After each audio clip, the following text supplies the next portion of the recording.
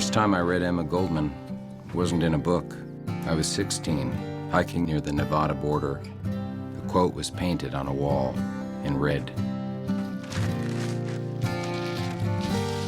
When I saw those words, it was like someone ripped them from the inside of my head.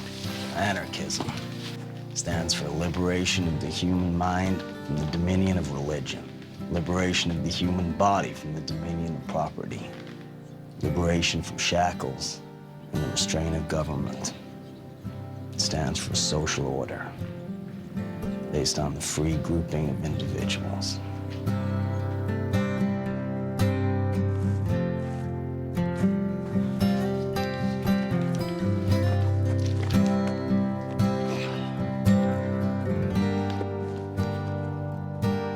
The concept was pure, simple, true. It inspired me, lit a rebellious fire. But ultimately, I learned the lesson that Goldman, Proudhon, and the others learned, that true freedom requires sacrifice and pain. Most human beings only think they want freedom.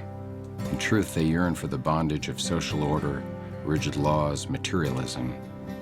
The only freedom man really wants is the freedom to be comfortable.